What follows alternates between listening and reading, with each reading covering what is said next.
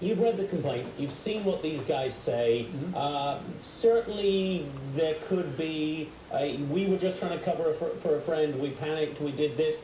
But some of the things they said, does that suggest to you something more? I mean, the way you've investigated people in the past, what is your impression with these guys? What they knew, how much they knew? Well, definitely the first thing they're going to want to do is they want to see if these guys were involved in the planning and the execution of the attack. That's the big thing. Okay.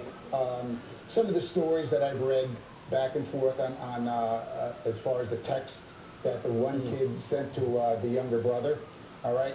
I don't know the exact verbiage because I got 2 different sets of texts from the newspaper. So, you know, it looks like from the text that he said, hey, this guy looks like you, you know, that maybe he did not know about the attack, but we don't know yet.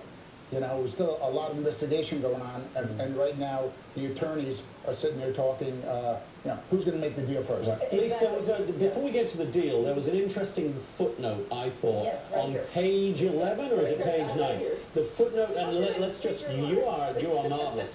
There's a footnote in this criminal complaint. It's a 15-page affidavit in total, and there's a footnote at the end. It says, during these interviews, Yakov also informed the FBI agents that while eating a meal with Dzhokhar and Kadabayev, approximately 1 month prior to the marathon bombing, Dzhokhar had explained to Kadabayev and Yakov that he knew how to make a bomb. Where does that go? That shows premeditation. That shows that potentially they were involved before the aftermath of the whole thing.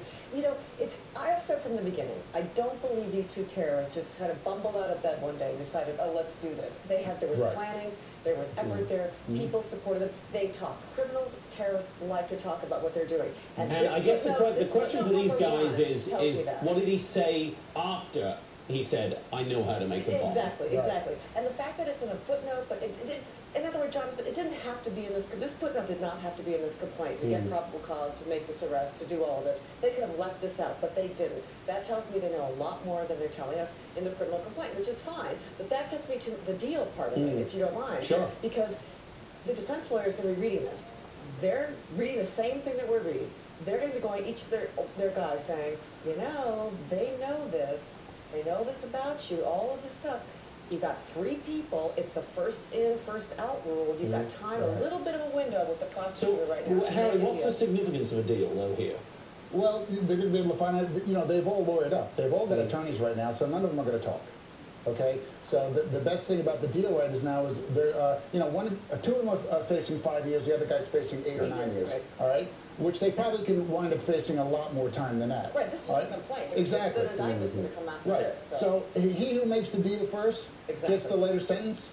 Right. So you know all the lawyers are sitting around talking about that right now. And I wouldn't be surprised if it didn't happen already, and we just haven't heard about it yet. So you think there's, at least you'd agree, there's a real chance that one of these is making a deal. What does that, what are we thinking happens in that deal? This one of them is going to come clean more on exactly what they do? Here's what happens.